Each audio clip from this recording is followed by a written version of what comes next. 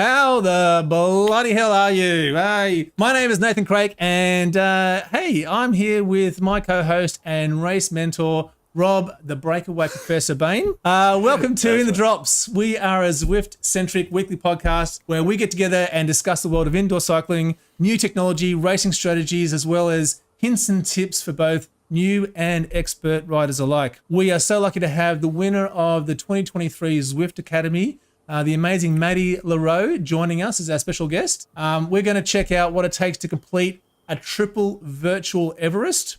And Rob, you're going to take us through this week's Z Racing route, the Seaside Sprint on the inside line. Don't forget, this week, in this week's quiz, we've got how well do you know the Paris Roubaix? For those that are watching and for those that have watched in the past, I'm going to sneak some answers in throughout the show. So make sure that you're paying attention.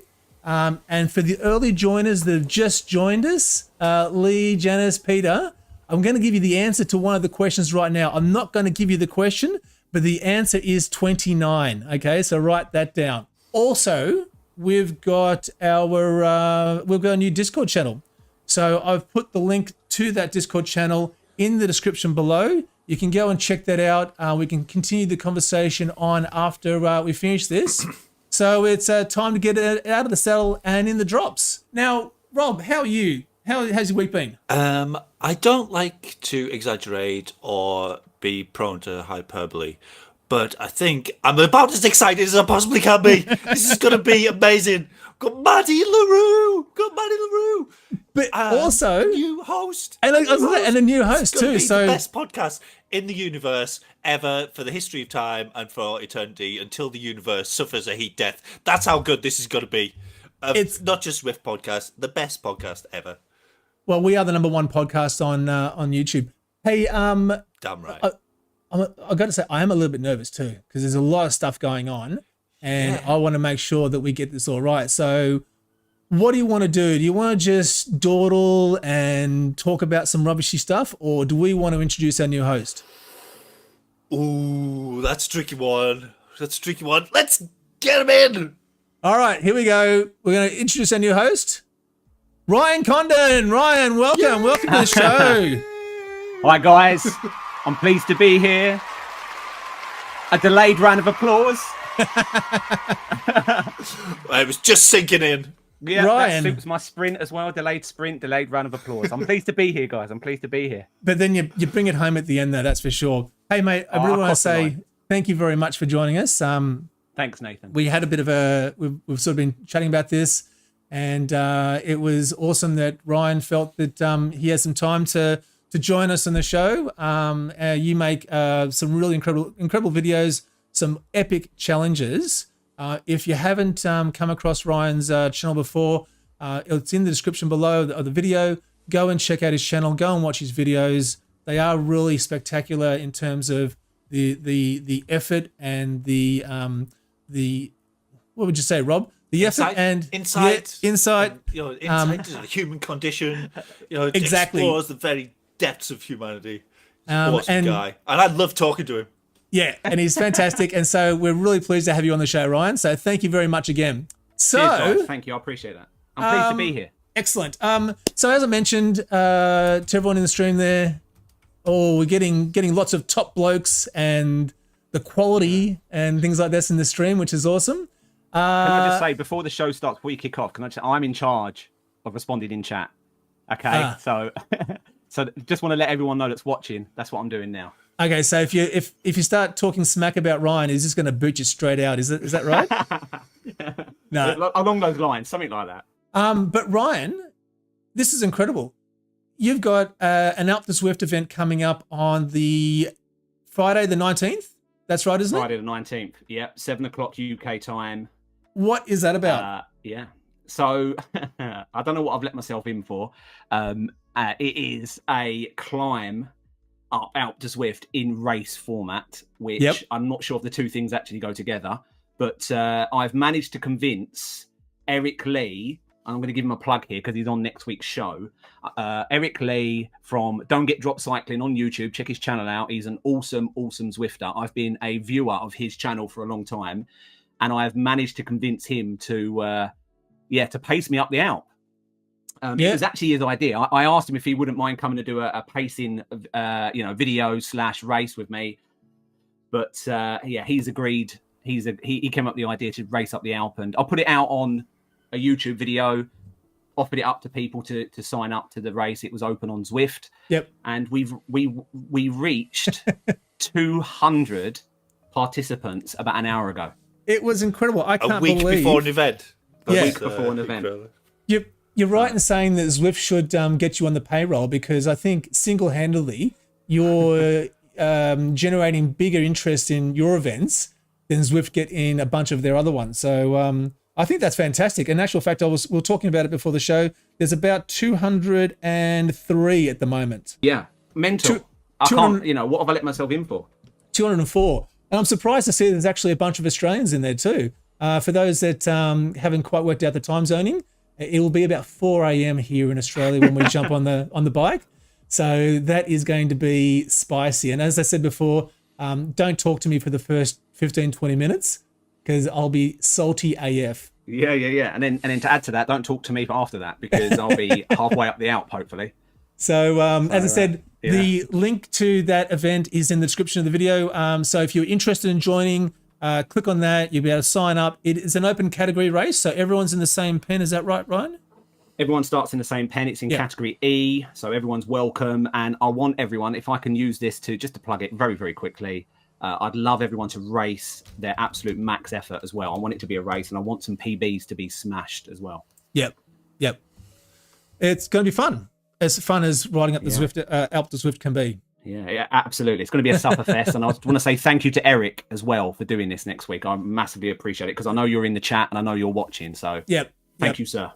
Now, I came across something very interesting in my YouTube travels this week. There is a new definitive list of Zwift YouTubing channel excellence, and we aren't on it. So I came across Zwifting with Granny. How can it be definitive if we're not on it? I know. This is what I was really surprised about. I thought it was just a given that we should be on every list that there is. So Zwifting with Granny, she's a wonderful lady. Does a bunch of Zwifting on online. Where else would you do it? Does a bunch of Zwifting, and I noticed that in her where is it? There we go. In her video descriptions, there's a bunch of channels that she gives a shout out to. So Ollie Moore's there, Doom Guy was there, Eric. Yep, Eric's there. Okay, we've done a little list more. Every now and then, Ryan, Nathan chooses to use this podcast to grieve against his personal grievances against various individuals. He's gone after Zwift Insider. He's gone after Zwifting with Granny. Basically, everyone loves. Everyone in the Zwift community, Nathan just targets them. Right, because they haven't mentioned that. Yeah. Correct. Yeah. I get it. I have got one question about that list, though. You mentioned that ITD isn't there. Where is... I can't see Zwifty Zwifter either. No, he's not there either. Surely has to be at the top of any Zwifting list. I featured one of her videos in my recons as well, but I can't argue with that list. I can't say that I deserve. I've got a massive problem. If there's no Zwifty Zwifter on there, I'm not having it. It's not a list. It's not definitive. I agree with Nathan. Company.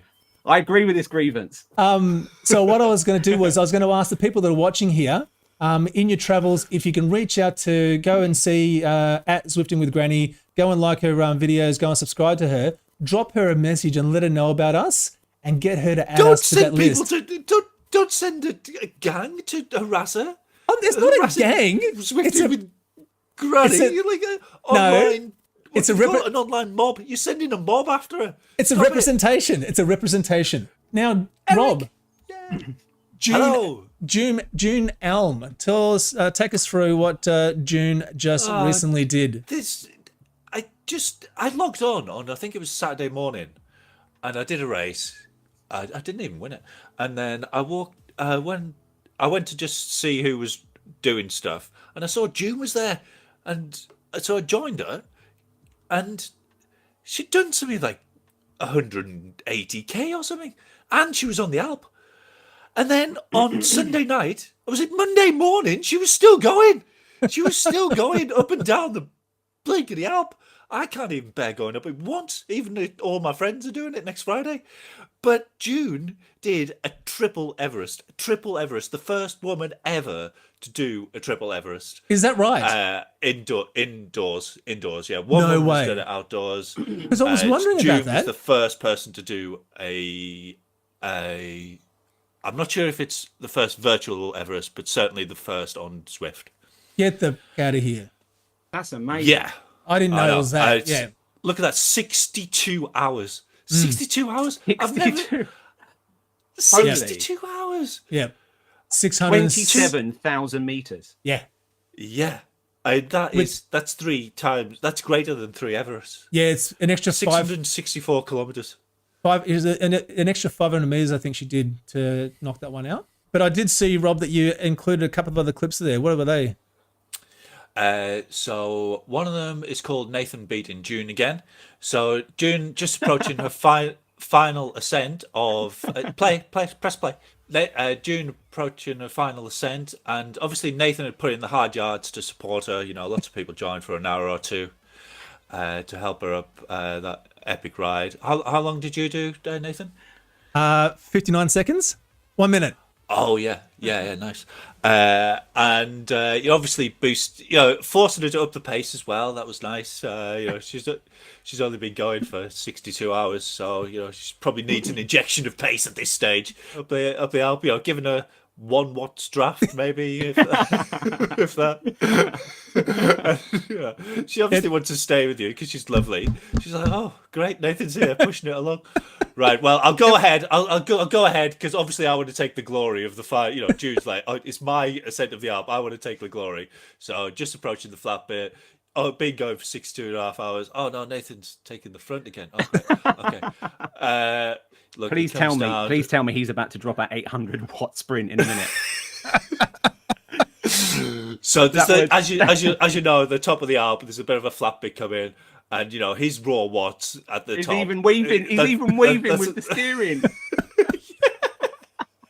Get out my draft, Al. He's trying to knock her off. Lazy cyclist. Get out my draft. Right, so you lose her in here. 84 watts. Yeah, come on, June. You can finish. Take all the glory. Look at the gap. Go on, June. Go forward. There's a 5 meter gap there. And she just gets on his shoulder. She just gets on his shoulder. Watch. She just gets on his shoulder, and he's like, no, 240 watts. Boom. Take that, Alm. Kaboom. Cannot catch me. Oh, that was a great sprint, Nathan. You really, really put it to her there. I was going to delete that video because I thought this might happen. It was entirely unintentional. I'm sorry, June. I really am. And I was messaging her to see how long to go because I would have stopped. I thought she still had a couple more laps to go. I didn't know. So I'm sorry, June. I do apologise for that. Yeah. Well, you put in the hard yards. You put in the work. You deserved it. So let's get our guest in. She's the winner of the 2023 Zwift Academy. All round amazing person. Let's play an intro. Hey, Maddie! Thanks for joining us. It's Maddie le Roux. Hi, Maddie.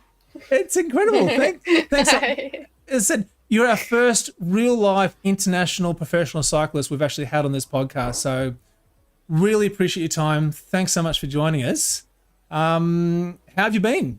I'm getting ready for my second race with the new team this weekend. So yeah, can't complain. Race week. Oh, okay. Which race is that? GP Champery in France on Sunday. Oh, nice. Oh, fantastic. That's going to sound We've wonderful. interrupted your training with a podcast. Yeah, that's right. Oh, no. It's evening. I'm done training for today. That's fine. Okay then. Hey, so let's circle back now. You did well for those that maybe haven't watched Chasing Down a Dream, which is the series that came out about the Zwift Academy and the people that had been selected. I've got a little intro here just to refresh everyone's memory. Over 100,000 people started the Zwift Academy, and we're down to just 6. 3 men and 3 women. What did it feel like when you found out you were selected for this? For the final or that I won? Oh no, for the final initially. It was like a Christmas present because it was literally like 2 days before Christmas. Oh, okay. Yeah, so it was quite funny because I almost didn't finish Zwift Academy. So, yeah. Why? What happened? No, nothing. Like, I started Zwift Academy as a way of trying to find my way back to Europe. Okay. Yep. Because I couldn't find a team for this season. Yep. Okay. But then I got a spot on a French club team. And I got the Cyclist Alliance Strava grant. So I was like, oh, okay, I already found my way back to Europe now. I have no need to finish Zwift Academy. But then I got the email from Zwift saying, listen, you've made the long list. Can you please answer these questions and make sure you finish the workouts? And I was like, oh, damn, now I actually have to finish this. Now you're committed. Yeah, well, my coach convinced me to finish them. So, yeah, there were 6 workouts and 2 races. And let me tell you, the workouts were really tough. So, I mean, I did the first one, and then the second one was at the start of a race week back in South Africa, and I failed it absolutely miserably. And that's where I was like, oh no, well, this is not for me, because I did it a couple of years ago as well and only made it to the long list. And I'm like, well, these things never happened to me. Why should I finish? Like, what are the chances? And then here we are. And so then you did make it. Yeah, as I And said, obviously you went on to win. So your preparation for the finals must have been pretty much perfect, right? Not perfect at all. no. I got sick like maybe a week and a half before I was supposed to leave for the finals. So there was like 3 or 4 days out of training. And then as I got back to training again, or some resemblance of cycling, I actually got hit by a car while out riding. Luckily, minimal damage, just a little bit of bike damage, and very big fright. But yeah, otherwise fine. And then when I arrived at the Nationals week, I had a bit of a tooth infection, and I don't advise this for anyone. Please don't follow my example. But extreme cases calls for extreme. How you say? It had to be done. Yeah. So I was I was on You got a chisel and just smacked it out. I was going to say. I wish. I need to get this tooth out. It's like it already got infected again, but I was on antibiotics for that whole week of the finals week. So I was going to say, yeah, I was waiting to hear. Oh, I've got a pair of pliers and just pulled it out. So what was it like being sort of in the mix then with the other? We know that you won, but with the other people that had also been selected, going up against them, doing those that was basically back-to-back race testing over 4 or 5 days for the academy. What was that like? Yes, so it was like 4 days. Yeah. But I know everyone keeps asking me, like, weren't you like really stressed and nervous? And how was the competition? Like, it must have been really hard. But if I'm completely honest, I was strangely very relaxed. Like, it felt like a training camp to me. I really enjoyed it. I wish it was more than 4 days. It could have been 2 weeks. That would have been fantastic for me. And so do you think that played a lot into being able just keeping your composure, played a lot into being able to win this? Yeah, I suppose. I mean, I've been working a lot with a sports psychologist the last 2 years. Okay. And really working on staying present and in the moment, and not, like, how she would put it, time traveling to the could have, would have, should have's. Yep. So the fact that they didn't really tell us what was ahead in the challenges, so we literally found out in the moment or the morning of. I think that kind of also helped to, like, keep yourself present and not overthink everything that was supposed to happen. But yeah, I can't really tell you how I was able to do this, because normally I'm a very stressful and anxious person. Yeah. And this was quite strange even for me. Like, I was like, what's wrong with me? Why am I not like, isn't this important? Yeah. I should be like freaking out by now. But that probably comes down to your training, though, doesn't it? I mean, they always say that if you get your training right, when it actually comes, I mean, I'm talking as if I actually know what I'm talking about here, but they always say, as you know, if you get your training right, when it actually comes to the race, it's just a lap of honor, then, isn't it? Really, you go out there and do what you've done in training. Then like almost like everything muscle comes memory. Yeah, together. well, if you trust your training and you trust your preparation, then essentially the racing is the easy part. Yeah. Yeah. I mean, I watched the interview you did with your trainers on your trainers podcast. Terry, you said his name was, I think. Yeah. Yeah. So, I mean, obviously, you guys have a fantastic working relationship there, and it works out really well. How did you meet your trainer, and how did the training go with him? Yeah, we actually only started working together like around October last year. So for those who don't know, I was at the World Cycling Center for the last 2 years, part of the women's continental team based out of Switzerland. And during the time there, we stay in this kind of hostel, all the athletes and then the coaches and the staff that come for training and the UCI courses, they also stay there from time to time. And funny enough, Terry was there for a course and we kind of met there and got to talking and kind of clicked. Like, obviously at this time we didn't know we're going to be coach-athlete relationship, but we did some rides together, and he also comes from a triathlon background, as I was a triathlete before, so we kind of clicked on this too. And yeah, I think our personalities just clicked. And when I came home end of last year, I was kind of like in a little bit of a downward spiral, not knowing am I going to continue cycling? Am I going to take quote unquote a real job? What am I supposed to do? I don't have a coach. I don't have a team. I have no idea what I'm doing with my life. And then funny enough, he reached out and asked how's it going and what are my plans for going forward. And me being the overshare I can sometimes be if I really trust people, I told my story, and he's like, well, he'd love to work with me and help me out if I wanted. And then we took it from there. It's obviously worked, isn't it? It's paid dividends, really. Yeah, I mean, like, look what we've achieved in this 5 months or so that we've worked together. Yeah. It's amazing. Well, I mean, though, you must have been almost there, because he said, I think he said when he knew that you were going to be a future superstar, didn't he? Before you started working together. I hope I can make that true, but obviously that's still a long way to go. So your hero, is it true that your hero is Ashley Mullen Passio? Well, she's one of many. I have a few. Yeah. But you wanted to emulate her in some way, I suppose. Yeah, well, I mean, she is the one that kind of helped me get into Europe. So I hope that one day I could be someone's Ashley as well. Yeah.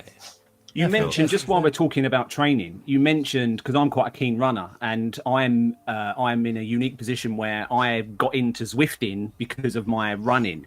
And it's a long story. I won't go into that now. But you mentioned about your triathlon, and when I watched your interview with your coach, he was actually telling you off about how much running you do, as well as your cycling, and he wants you to rein that in because he's worried about obviously exhaustion, I assume, and burnout. So, do you still run? And if so, how do you balance that? A coach might be watching, though. He is for sure watching, because I sent him the link. Oh, okay. In which case, probably don't answer it. Just say you do a park run once a month. No, I mean, it's on Training Peaks and it's on Strava, so I mean, I don't hide anything. I went for a run this morning, as recently as that. Now I still run from time to time, like maybe 3 or 4 times a week, or sometimes less, but I never really plan on how long, and I don't put pressure on myself for going fast. It's literally just, for me, it's good for my head. It's thinking time. And at the moment, I know maybe sometimes I shouldn't run so much, but I try not to do it on the days before I have really hard specific sessions. But I do feel like my legs feel better afterwards, and I feel like I'm ready to take on the day sometimes if I go in the morning. And like I said, at the moment, it's really good for my head because I am sitting with a little bit of the family situation with my mom, who just passed away about a month ago. So for me, it just helps clear the thoughts and be okay. Sorry to hear that. No, absolutely. We're very sorry to hear that. And we read your article that you have on your Instagram account, where it goes into a deep dive around the backstory of how you got into the sport and the motivation, which I thought was phenomenal. Fantastic story. So kudos to you as well for finding that level of motivation. Yeah, we probably should say as well that if there's a bit of background noise for those that are watching, you're actually in your training camp now with your colleagues, aren't you? Yeah, I'm in an apartment in Girona with the two housemates. Yeah. So and this is not a wall. It's a It's hiding. No soundproofing. It's hiding their cooking in the background. So look, thank you for joining us. Are all South Africans quite so competitive and like multi-sporting? Every South African I know, like, oh, what sport you play? Oh, I play a bit of cricket, rugby, running. Oh, I like cycling and rowing, a bit of hopping, and I occasionally jump over walls. And, like, you do everything. Like, have you always... Like your dad seemed like that as well. He was like I don't know. Like in school, if you had asked me this question, I would have said yes, because at least in primary school, I did every single sport I could possibly do, like hockey, tennis, netball, cross country, athletics, swimming. Like literally, I was in school the whole day, not for school, but half school, half sport. But then later on, I started focusing more on specific disciplines and just 3 sports. Well, it's funny enough, like when I was doing triathlon, people used to tell me like, maybe if you focused a little bit more on your cycling, you could actually get somewhere with it. But I always thought like, these people are crazy, don't they understand? Like one sport's not enough. What would I do with all of my time? Like what? Like I don't understand. Like this is a stupid question or a stupid statement. And like fast forward a couple of years and here we are. Because it would have been a bit hairy, I would have thought, training on the roads and riding around in where you live. Was it sort of dangerous? Like every time I've ridden over in Cape Town, it's crazy. Okay, well, I can start off by saying Cape Town is the nice part of South Africa. It is the European part of South Africa. I always find it funny when people from Europe or from outside of South Africa say, "Oh, they came to South Africa." I'm like, "Okay, where have you been?" It's like Cape Town. I'm like, no, that's not really experienced South Africa. Like, no, you have to go outside of the Western Cape to experience South Africa. No, but I mean, it's what I grew up with. For me, the strange is Europe. So normal is back home, where I ride with paper spray in my pocket. I have WhatsApp live location on permanently. I have certain roads that I'm allowed to ride on. If I go outside of this, then a little bit in trouble. And normal would be, before I came to Europe, I would usually ride with a group of guys, because in my town there aren't really female cyclists. So I started riding with guys, and as my dad likes to call them, Maddie's guys, but it sounds better in Afrikaans though. So I started riding with them, but the thing is, in South Africa, and I think it's in Australia probably similar, is that we start training like at 4:30, 5 a.m. in the morning. Like this is the normal time. And then I come to Europe and the girls say, "Oh, we'll start early this morning." And then like, okay, what time? Like maybe 9 or 10 a.m. Like this is early. This is late. This is not early. I don't understand this. That's like pro hours. That's what that is. Yeah, well, I'm trying now to. It's like this morning, I'm used to, my internal alarm clock goes off at like 5, 6 a.m. I'm struggling to sleep past it, no matter what time I go to bed. Oh, So- you could domestique for me in my race tomorrow then, if you. So I wake up at this time, but most of Girona is still asleep, including Yeah. my housemates. So Yeah. like this morning, I was like, okay, well, it's nice and quiet. So I went for a nice coffee run. I came back. I had breakfast. My roommates are still asleep. It's like 9:30. It's like, okay, what time are we still gonna go for a coffee ride, or are we sleeping the whole day? I think we're starting to understand why you win so many races. So you cycle with, you cycle with bouncers, and and you don't sleep. You're out cycling when everyone else is asleep. So these are the tips. This is why that's the people watch this secret. podcast. Yeah. The extra work. Yeah. The hacks that other professional cyclists don't want you to know. Yeah, fantastic. So do you think, back to Zwift Academy, do you think you'd have won if you hadn't smoked them in the ITT? Because when I watched it again, I didn't realise quite how much time you put into them. You really did, absolutely. Oh, nail it, but didn't you? we also didn't know because we didn't get any feedback right, after yeah, each yeah. challenge, so we also didn't know the times. And you weren't telling each only- other, and yeah. No, so Oh, I you didn't even literally know. found out. I didn't even know. Like I did lap on my computer, but they also took the coaches by themselves. So we only found out about the times after it got announced that I was the winner. So I didn't realize. Oh, But wow. to be honest, I started that ITT thinking, oh, my legs feel absolutely crap after really? the previous night's Zwift race. Like I'll try and do my best, but I'm not gonna kill myself. I'll stay within my comfort or uncomfortably comfort zone. Yeah. But yeah. Blimey. And- Well, you certainly smoked them anyway. Yeah, and absolutely crush them. So do you still Zwift much now? Or because I've looked at your activities and you do a little bit. I mean, you did a 100K sort of ride the other day, but Yeah, because it was raining and didn't want to wash my bike off if I go out in the rain. I mean, this is a question that's come in from Lee on the chat, and he's asking, had you ever done much Zwifting before Zwift Academy? Yeah, so before I actually went to the World Cycling Center, so we'll have to like rewind like maybe 3 years. So I started Zwifting during lockdown and did my first actual 200Ks on Zwift, which I'm sorry, Zwift, but I will never do again because that was absolutely brutal. Did you hear about Jude's ride? Yes, I saw those and I was like, oh my soul, I thought I was crazy. That's absolutely insane. Unbelievable. yeah, mad stuff. But, She's going for Zwift Academy next, so it's, all the best. yeah.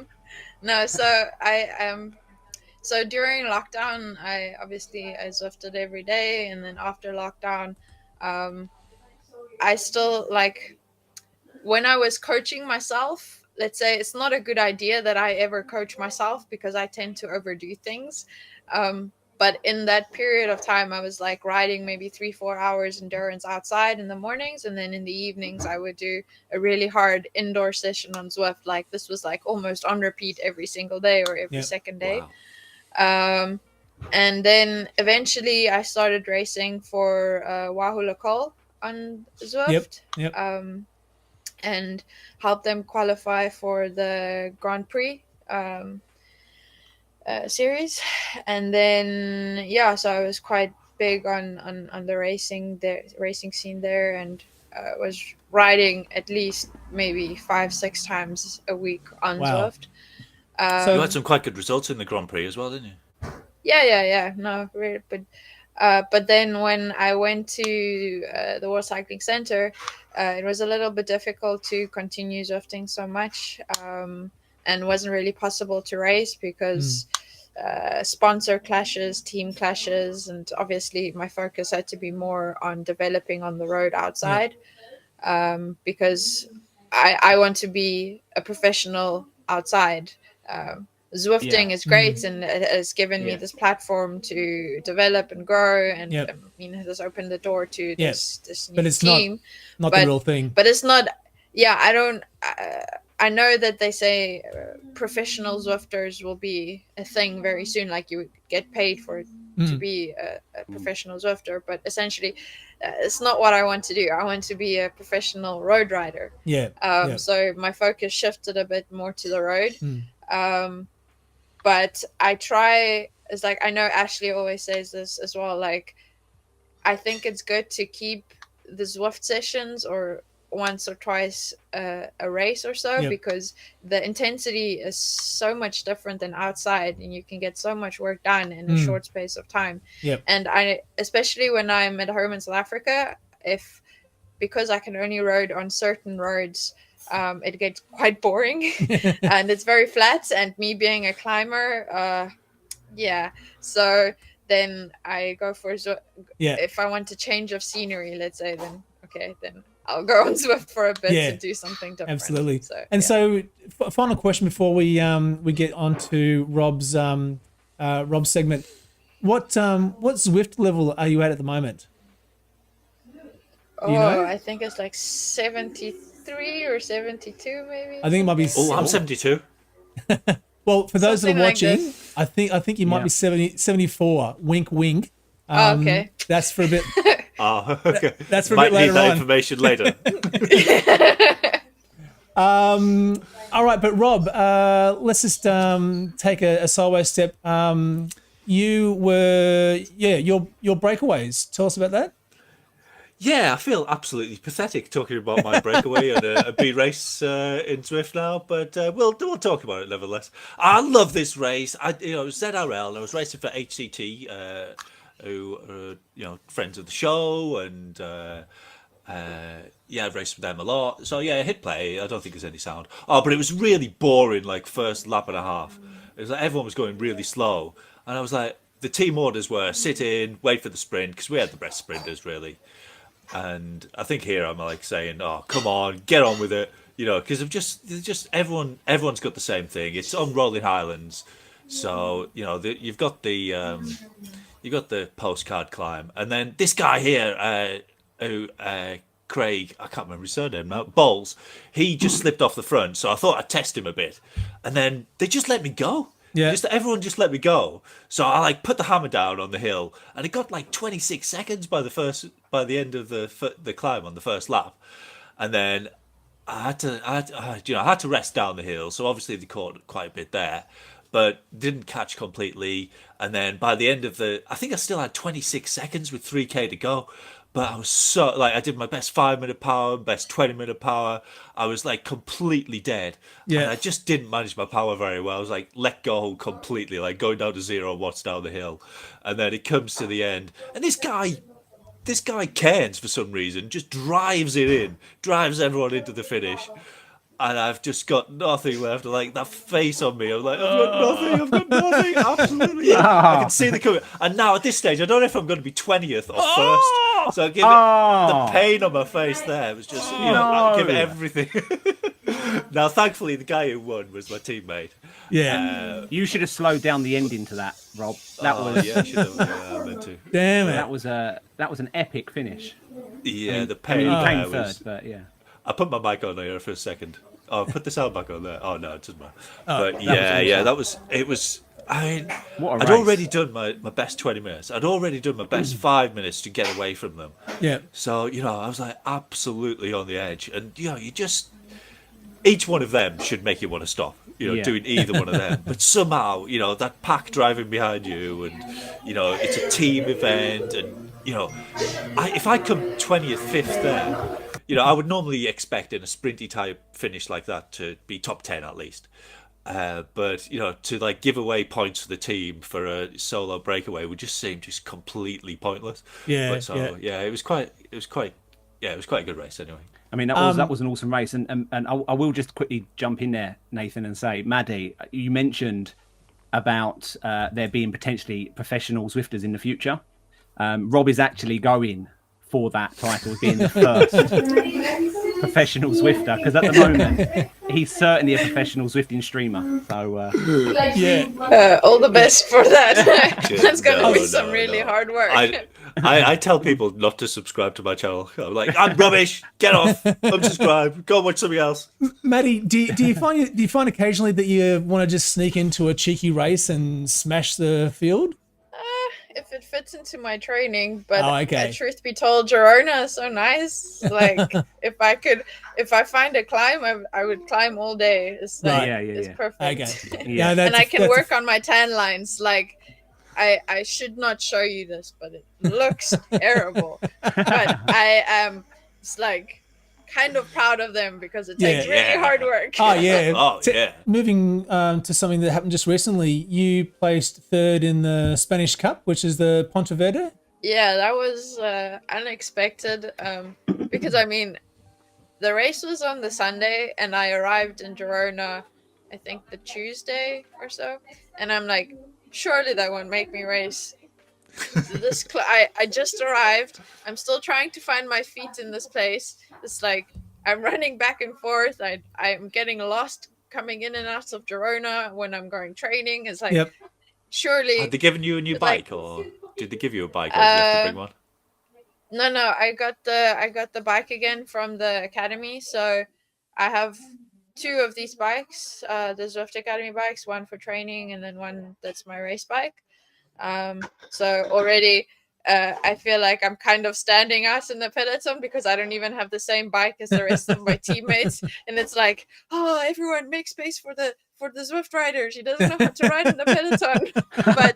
But maybe that's not such a bad thing because I get more space. But Yeah, wow. Yeah, don't take her wheel. You don't know what she's going to do. yeah, exactly. A little bit sketchy. And so, sorry, go ahead. Mm-hmm. I was going to say, was a bit of a. Sorry. Yeah. What was that the plan to sort of go hard on the climb in that race, or was it just sort of find your feet, get used to it, and then work out a strategy after this race? No, yeah. So my work was to go for the QOM segment, so points. That would be in the last 2 laps of the race. So the first couple of laps were very flat, very, very fast.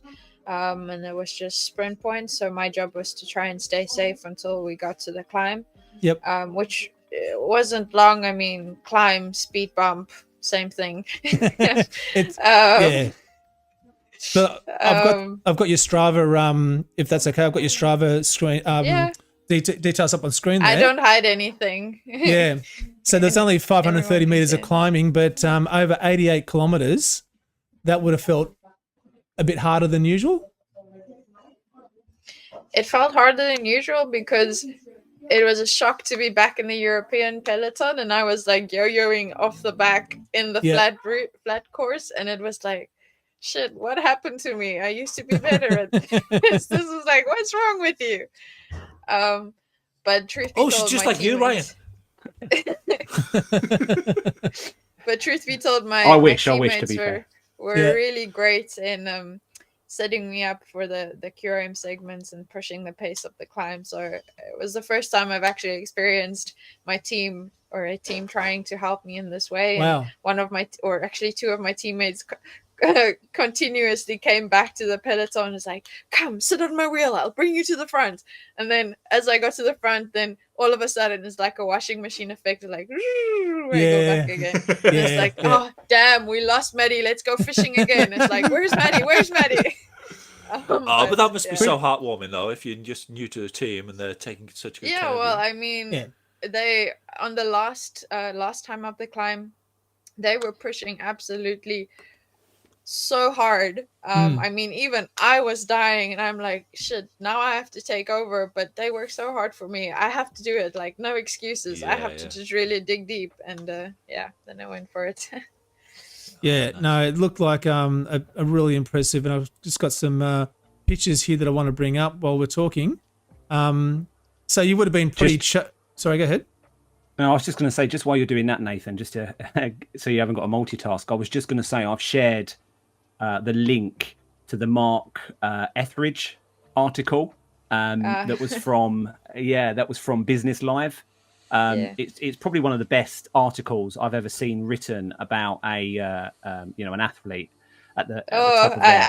I should share that comment with Mark. I'd absolutely love hearing that. Oh, it's a phenomenal article, and I've watched quite a few YouTube videos that have been put together, and I've read quite a few articles, but that's probably the best one. So I thought I'd just share it in the chat. So anyone that's watching this, or anyone listening live, or even listening on a podcast, definitely check out Maddie's Instagram, because the link's on there as well. Yep. But yeah, it's a great story. Fantastic. Oh, you can see the horrible tan lines on the photos. Like one of my friends actually commented. Oh, that's a beauty. He was like asking, "Did they give you Chloe's bibs, like the short Chloe Nygaard short bibs?" I'm like, no, those are the bibs. It's like I need to work on better tan lines. Yeah, because you've got a bit of height, especially compared to some of the other riders in the race as well. Yeah, I'm 179 centimeters, which is tall, but it's not tall enough for that 180 exemption for the TT bike. Like I fall just 1 centimeter short for that stupid rule. But yeah. No, it's a fantastic result. Because even on that podium, you're stepping down slightly. Yeah. As well. I was bending down, yes. You were, yeah, you could see. Yeah, no, that looked like a pretty brutal sort of a race too. So it didn't look like you're having a whole bunch of fun there. I think bike racing. Oh, now you're zooming in. I think bike racing in general is type 2 fun. So it's the same with training hard intervals. In the moment, you're absolutely hating it, but afterwards, it's like, yes, that's fun. Let's do it again. Yeah. Awesome. Hey, look, I do want to do a quick highlight of the Paris Roubaix, only because, well, the quiz is sort of based on a bit of it as well. So let's quickly check that out. Maddie, did you catch any of the Paris Roubaix recently, or? Yeah, no, I watched it, and also because I went out early for training with Sarah Gigante, so that we make sure we were back for in time to watch it when the broadcast started. Yes, you managed to get someone up. Someone got out of bed early enough, and so Matthew has won this back-to-back now. So he won it last year and again this year, which has not been done for quite some time. Yeah, he's a force to be reckoned with, isn't he? I mean, as a complete cycling novice, I am absolutely blown away by how good that guy is. Yeah. He's phenomenal. And the thing is, I've been completely obsessed with the Paris Roubaix. I'm trying very hard not to sound like Del Boy as I pronounce this. But yeah, I've been obsessed with it. And I've watched quite a few YouTube videos, as I do. And I can't get over those cobbles. There's two things about this race: those cobbles, and how close the audience, the spectators, get to the riders that are sprinting at the end. Yeah. Has that, Maddie? Does that play a big part? Do you think when you're climbing, you're in the hurt locker, and then you got people sort of kind of in your face as you're racing through? Is that a problem, or is it sort of motivate you to push harder? Well, I've personally not really have any experience with that yet. But I always think when I watch the Tour de France, at least, it's like, these people are crazy. Like, I feel like they're intruding in my personal bubble. Like, give me some room to breathe, please. It's like, I always think these guys, if they're climbing on the mountains, at least, it's like they can't take the shortest route around the corner. Corners, the shortest possible lines. They can only take the little space that the spectators allow. Support. Yeah, exactly. Yeah. That bites me. That's my personal opinion, but I know some would say, like, in that moment, you don't think about this. You just feel like all of that cheering and support is carrying you up the mountain. So. That energy is coming through. Yeah. One day, Maddie, that'll be you up the up the afterwards. I want the polka dot jersey in the Tour de France. The fame of Zwift. It's gonna happen. It's gonna happen. Well, I'll tell you what. See it now. We'll cheer you on, and if it happens, you've got to come back to us for your first interview. Deal. All right. I'll put you to that. And so we also had the Welcome to the fourth the ladies edition as of well. Paris Roubaix from avec Zwift. That's just insane. I mean, that's just Crikey. the power and the positioning there. I don't know. It's just a whole nother level. It's just incredible. How would you cope with those cobbles, Maddie? I wouldn't. Yeah, stick to the hills. I was speaking with Sarah the other day. It's like, it's cool to watch, but I don't think I'm the type of It's rider. not one of your I think future. I think I need to put on some weight for that, maybe. Yeah. It feels like a very aggressive race as well. It looks brutal. It's just insane, and the No, crashes and absolutely. the damage it does to the bikes. But I've got to hand it to Canyon though. The way that Matthew rode that, and the way the bike handled, and it remained in one piece at the end there was incredible. So yeah, hats off to them for developing such an awesome bike. Hey, that's it, guys. I think we've reached the end of our this week's episode. Maddie, I've got to say thank you so much for joining us. It's been fantastic talking to you. I hope you've enjoyed it. Thank you for having me. Yeah, no, it's definitely fun. Yeah. It's been awesome to talk to you. Really, really good. Something to pass the time. And we're definitely going to have you back on, especially when you do get that polka dot jersey. You got to. Yeah, I'm sure she'll be queuing to get back on the show. No pressure. I gotta work now. That's right. Yeah, it's gonna happen, buddy. I can tell you got that drive. Ryan, you got any final comments? Only that I am very, very pleased to be part of the team. Thank you for a very, very warm welcome. It's been awesome to have my first show with Maddie. It's been really, really enjoyable talking to you. So Very yeah, auspicious. thank you. And I would say as well, anyone that didn't catch it earlier, check out the links that I've put in the chat and have a read of that article that's on Maddie's Instagram account. Yep, no, it's fantastic. Rob, bring us home, buddy. Well, yeah, if you like that, then hit the subscribe button and keep an eye out for Maddie on the Pro European Tour. I'm sure it'll be coming soon. And yeah, in polka dots, remember, you saw it here first. Yep. And so next week, guys, we've got Eric Lee, who's been in the chat. Eric Lee from Don't Get Dropped Cycling. He is going to be joining us finally, because we haven't been asking enough. He's going to be joining us finally on the show, and we'll have a chat with him and check him out. So I'll drop his YouTube channel in the link below. Who is this dude? He says, and Well, we are tired of getting dropped. Yeah, and we'll find out what makes him tick. Awesome. Yay! Well done. Bye. Thank you, Maddie.